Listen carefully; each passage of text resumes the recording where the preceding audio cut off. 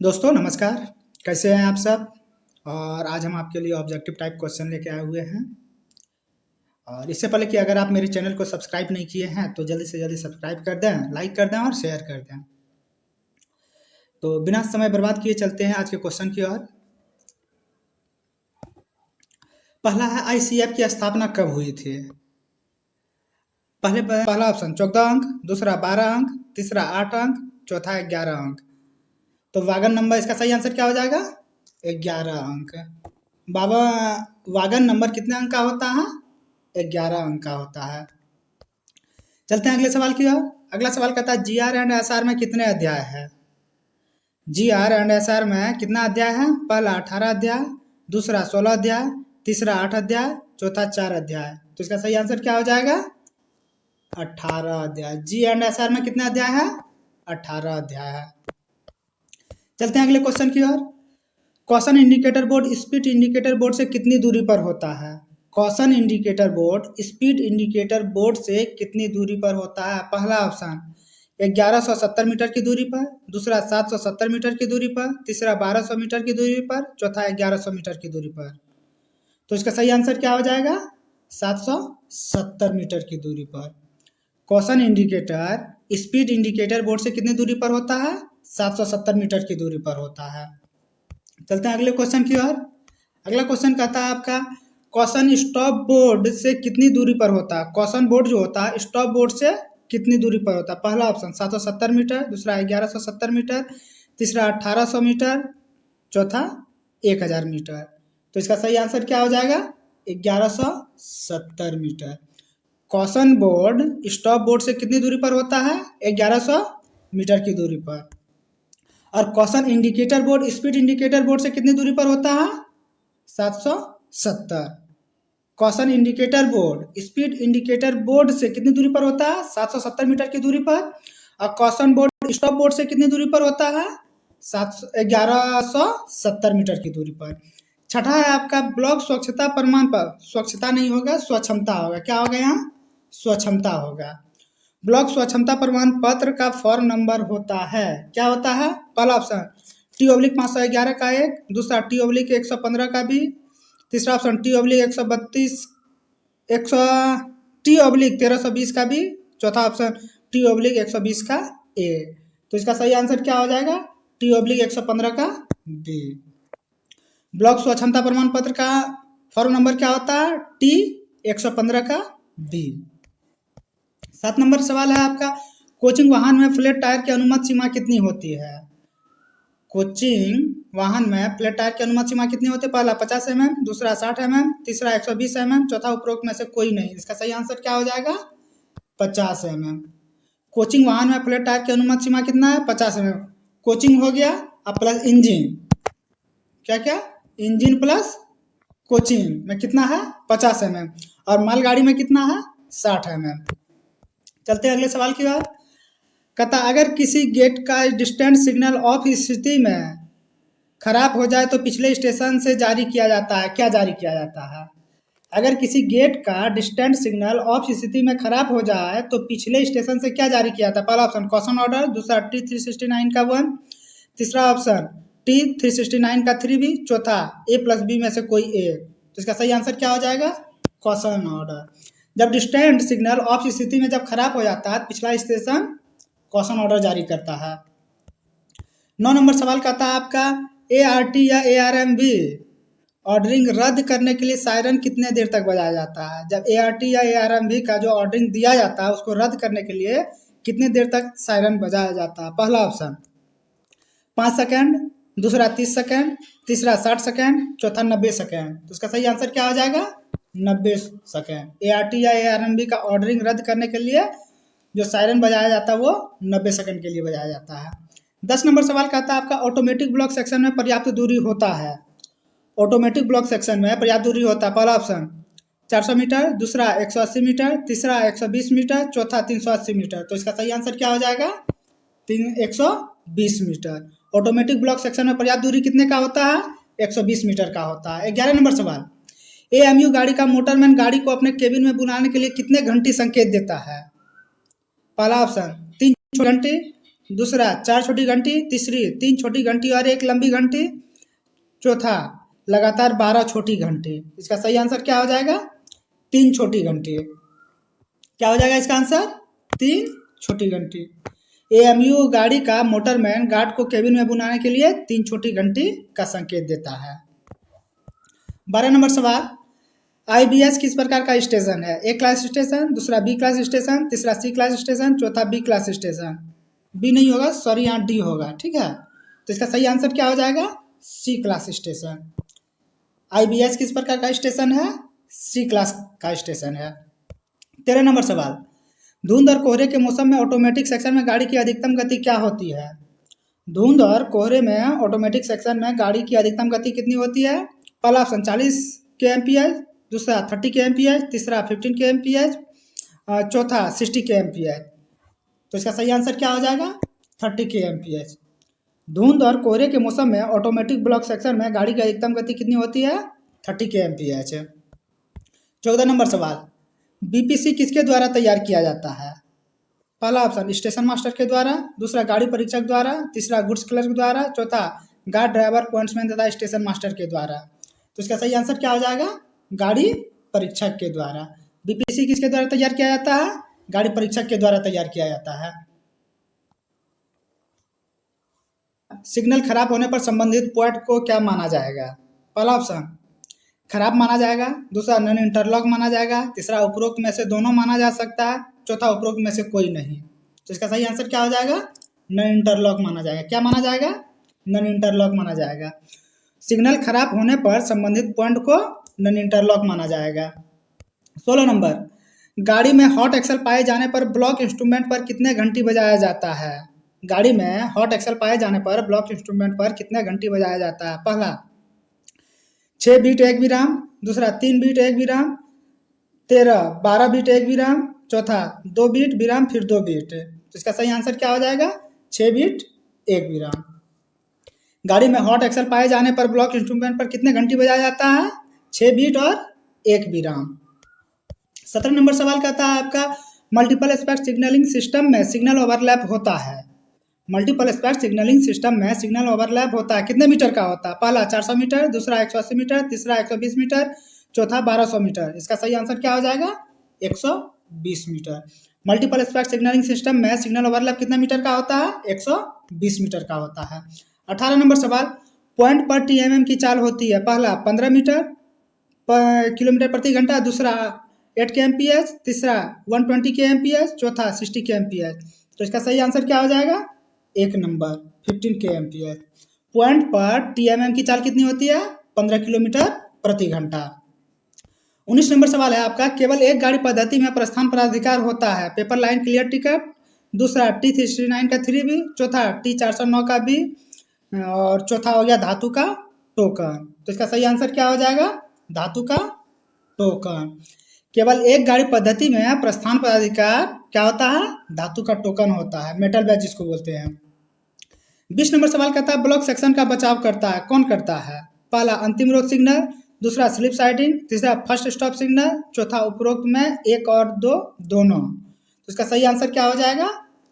उपरोक्त 1 और 2 दोनों। ठीक है, क्या कह रहा है? ब्लॉक सेक्शन का बचाव करता है, कौन करता है? अंतिम रोक सिग्नल और स्लिप साइडिंग। अंतिम रोक सिग्नल किसको कहा जाता है? मोटा मोटी एडवांस को कहा जाता है। ठीक है, एडवांस सिग्नल को अंतिम रोक सिग्नल माना जाता है। और स्लिप साइडिंग क्या होता है? जब आपके स्टेशन पर गाड़ी खड़ा है, वो भाग के ब्लॉक सेक्शन में न चले जाए, इसीलिए स्लिप साइडिंग को बनाया जाता है। खड़ी गाड़ी के लिए, जो स्टेशन में खड़ी है, किसी भी कारणवश से गाड़ी में किसी तरह का मतलब डाउन स्लोप होने से गाड़ी भाग के जो ब्लॉक सेक्शन में जाने से बचाता है, उसी को स्लिप साइडिंग बोला जाता है। तो यहाँ आंसर क्या हो जाएगा? ये दोनों हो जाएगा। क्या क्या हो जाएगा? स्लिप साइडिंग और एडवांस स्टार्टर यानी अंतिम रोक सिग्नल दोनों। चलते हैं 21 नंबर सवाल की ओर। कहता है कि 4 हूटर बजने का क्या मतलब होता है? पहला ऑप्शन होम स्टेशन पर एआरटी की व्यवस्था, दूसरा बाहरी स्टेशन पर एआरटी तथा एआरएम भी, तीसरा होम स्टेशन पर मेन लाइन बंद, चौथा बाहरी स्टेशन पर मेन लाइन। सॉरी, यहाँ जो है लिखने में सब जगह गलती हो गया है। ठीक है, होम स्टेशन पर एआरटी तथा एआरएम भी, दूसरी बाहरी नहीं होगा बल्कि यहाँ बाहरी होगा। बाहरी स्टेशन पर एआरटी तथा MRV। तीसरा हो जाएगा होम स्टेशन, मेन लाइन बंद। चौथा, यहाँ बारिश नहीं होगा बल्कि बाहरी स्टेशन पर मेन लाइन बंद। तो इसका सही आंसर क्या हो जाएगा, बोलिए। होम स्टेशन पर ART या ARMB की आवश्यकता है। क्या हो जाएगा इसका, 1 नंबर हो जाएगा। होम स्टेशन पर ART तथा ARMB की आवश्यकता, 4 हूटर बजने का मतलब। 22 नंबर सवाल कहता है आपका, मेल गाड़ी या एक्सप्रेस गाड़ी में डेड इंजन लगाया जाता है, कहाँ लगाया जा सकता है। पहला, इंजन के बाद। दूसरा, ब्रेक वाहन के साथ। तीसरा, नहीं लगाया जा सकता। चौथा, गाड़ी में बीच में कहीं भी लगाया जा सकता है। तो इसका सही आंसर क्या हो जाएगा, इंजन के बाद। मेल गाड़ी या एक्सप्रेस गाड़ी में इंजन कहाँ लगाया जाएगा, इंजन के बाद लगाया जाएगा। 23 नंबर सवाल कहता है, जब कांटा मैन यानी पॉइंट्समैन लाइन के लिए, जब कांटा यानी पॉइंट मैन लाइन के लिए सेट हो तो पॉइंट इंडिकेटर रात के समय कौन सा प्रकाश देगा। क्या कह रहा, जब पॉइंट मैन लाइन के लिए सेट हो तो पॉइंट इंडिकेटर रात के समय कौन सा प्रकाश देगा। पहला, लाल प्रकाश। दूसरा, हरा प्रकाश। तीसरा, सफेद प्रकाश। चौथा, कोई प्रकाश नहीं देगा। इसका सही आंसर क्या हो जाएगा, सफेद प्रकाश। जब पॉइंट मेन लाइन के लिए सेट हो तो पॉइंट इंडिकेटर में किस प्रकार का लाइट जलेगा, सफेद लाइट जलेगा। मेन लाइन के लिए सफेद लाइट जलेगा।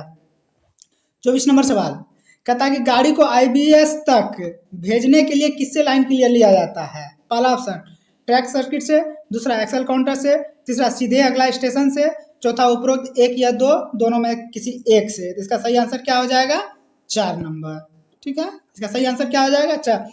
गाड़ी को IBS तक भेजने के लिए किससे लाइन क्लियर लिया जाता है, या तो आपका एक्सल काउंटर से लिया जाएगा और या तो ट्रैक सर्किट से लिया जाएगा। इसलिए आंसर क्या हो जाएगा, दोनों। 4 नंबर हो जाएगा, एक या दोनों में से किसी एक से।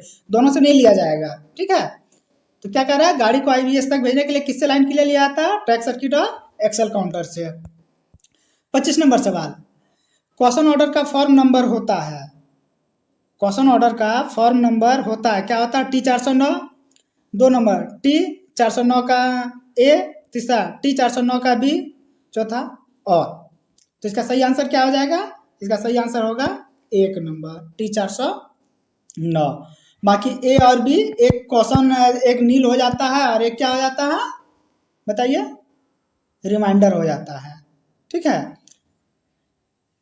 और T409 सिर्फ क्वेश्चन ऑर्डर के नाम से जाना जाता है। TA और TB जो है क्वेश्चन और रिमाइंडर के नाम से जाना जाता है। चलते हैं अगले की सवाल की ओर। 26 नंबर सवाल कहता है, कैच साइडिंग की क्षमता होती है। कैच साइडिंग की क्षमता होती है, पहला ऑप्शन 3 या 4 गाड़ी की लंबाई के बराबर। दूसरा, पूरी गाड़ी की लंबाई के बराबर। चौथा, 770 मीटर। और चौथा हो गया 1170 मीटर। तो इसका सही आंसर क्या हो जाएगा, पूरी गाड़ी की लंबाई के बराबर। कैच साइडिंग की क्षमता कितनी होती है, पूरी गाड़ी की लंबाई के बराबर। ठीक है, कैच साइडिंग की क्षमता कितनी होती है, पूरी गाड़ी की लंबाई के बराबर होता है। 27 नंबर सवाल, स्लिप साइडिंग की क्षमता होती है।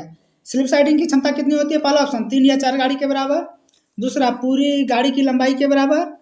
तीसरा, 380 मीटर। चौथा, 120 मीटर। तो इसका सही आंसर क्या हो जाएगा, 3 या 4 गाड़ी की लंबाई के बराबर। क्या हो जाएगा, 3 या 4 गाड़ी की लंबाई के बराबर। कैच साइडिंग पूरी गाड़ी की लंबाई के बराबर। स्लिप साइडिंग 3 या 4 गाड़ी की लंबाई के बराबर। 3 या 4 गाड़ी का मतलब हुआ 3 या 4 बॉगी। ठीक है, पूरी गाड़ी का मतलब पूरा जितना बड़ा गाड़ी का फॉर्मेशन हुआ है, 10 गाड़ी का हो, 15 गाड़ी का हो, 17 गाड़ी का हो, या 22 गाड़ी का हो, या 23 गाड़ी का, जो भी हो, तो पूरी गाड़ी का हुआ पूरी गाड़ी। और या 3 या 4 गाड़ी का मतलब है 3 या 4 कोच होगा या 3 या 4 वागन होगा। चलते हैं 28 नंबर सवाल की ओर। 28 नंबर सवाल कहता है, रेलवे दुर्घटना को कितने भागों में बांटा गया है। रेलवे दुर्घटना को कितने भागों में बांटा गया, पहला ऑप्शन 18 भागों में आई तथा ओ को छोड़कर। दूसरा, 16 भागों में आई तथा ओ को छोड़कर। तीसरा, 12 भागों में आई तथा ओ को छोड़कर। और चौथा, 24 भागों में आई तथा ओ को छोड़कर। तो इसका सही आंसर क्या हो जाएगा, 16 भागों में आई तथा ओ को छोड़कर। क्या होगा आंसर, 16 भागों में बांटा गया। रेलवे दुर्घटना को 16 भागों में बांटा गया। कहाँ से, ए से आर तक। कहाँ से, ए से आर तक। और ए से आर के बीच में टोटल 18 हो रहा है। ठीक है, 18 अल्फाबेट हो रहा है नंबरिंग। तो उसमें से आई और ओ को जब छोड़ दीजिएगा तो आपका 16 होगा। ठीक है, तो वही कह रहा है, रेलवे दुर्घटना को कितने भागों में बांटा गया है, 16 भागों में बांटा गया। कहाँ से कहाँ तक बांटा गया, ए से आर तक बांटा गया है। किसको किसको छोड़ा गया, आई और ओ को छोड़ा गया है। 29 नंबर सवाल, रेल परिचालन में सहायक यंत्रों को चालाकीपूर्ण तरीके से छेड़छाड़ करना कहलाता है। रेल परिचालन में सहायक यंत्रों को चालाकीपूर्ण तरीके से छेड़छाड़ करना कहलाता है। पहला सबोटेज, दूसरा ट्रेन ब्रेकिंग, तीसरा कॉलिजन, चौथा उपरोक्त में सही। तो इसका सभी आंसर क्या हो जाएगा? इसका हो जाएगा सबोटेज। क्या हो जाएगा? सबोटेज। रेल परिचालन में सहायक यंत्रों को, ठीक है, रेल पथ का अगर बात होगा तो क्या हो जाएगा? ट्रेन ब्रेकिंग हो जाएगा। अगर रेल पथ का बात आता है ट्रेन ब्रेकिंग हो जाएगा, ठीक है, और सहायक यंत्रों का बात होगा तो क्या हो जाएगा? सबोटेज हो जाएगा। 30 नंबर सवाल कहता है टू एस्पेक्ट लोअर क्वाड्रेंट में वार्नर सिग्नल का हत्था होता है। क्या कहता है? टू एस्पेक्ट लोअर क्वाड्रेंट में वार्नर सिग्नल का हत्था होता है। पहला मछली के पूंछ के आकार का, दूसरा चपटा होता है, तीसरा गोल होता है और चौथा कुछ भी हो सकता है। इसका सही आंसर क्या हो जाएगा? मछली के पूंछ के आकार का होता है। किस प्रकार होता है? मछली के पूंछ के आकार का होता है। टू एस्पेक्ट लोअर क्वाड्रेंट में वार्नर सिग्नल का हत्था किस प्रकार का होता है? मछली के पूंछ के आकार का होता है। 32 नंबर क्वेश्चन कहता है कि सवारी गाड़ी के ब्रेक वाहन के पीछे अधिकतम कितने वाहन लगाए जा सकते हैं? सवारी गाड़ी के ब्रेक वाहन के पीछे, कहाँ? ब्रेक वाहन के पीछे अधिकतम कितने वाहन लगाए जा सकते हैं? पहला 1 वाहन, दूसरा 2 वाहन, तीसरा 3 वाहन, चौथा जितनी मर्जी उतनी लगा सकते हैं। तो इसका सही आंसर क्या हो जाएगा? 2 वाहन। सवारी गाड़ी के ब्रेक वाहन के पीछे अधिकतम कितने वाहन लगा सकते हैं? 2 वाहन। सवारी गाड़ी के ब्रेक वाहन के पीछे 2 वाहन से ज्यादा वाहन नहीं लगा सकते हैं। 33 नंबर सवाल कहता है विस्फोटक पदार्थ से भरे वाहनों की शंटिंग, सॉरी यहाँ शंटिंग होगा, सेटिंग नहीं होगा, ठीक है। तो विस्फोटक पदार्थ से भरे वाहनों की शंटिंग गति होती है। यानी शंटिंग गति मतलब मैक्सिमम, यहाँ मैक्सिमम का बात चल रहा है, ठीक है।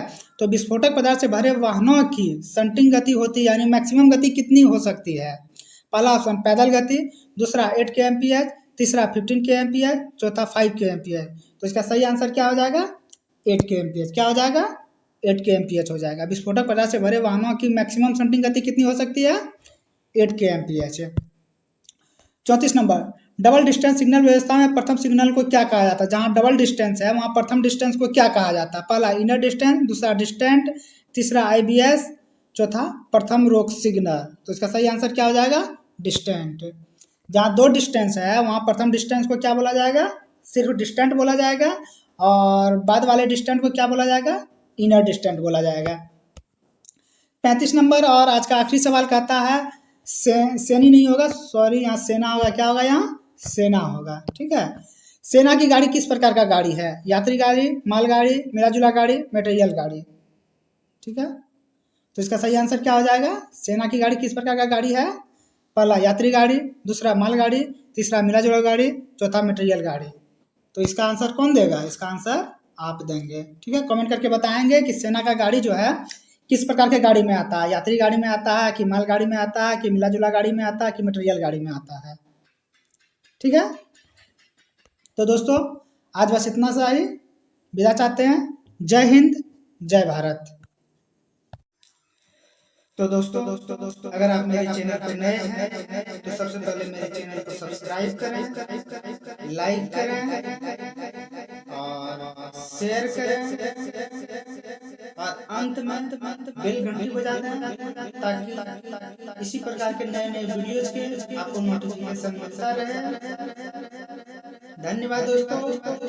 जय हिंद, जय भारत।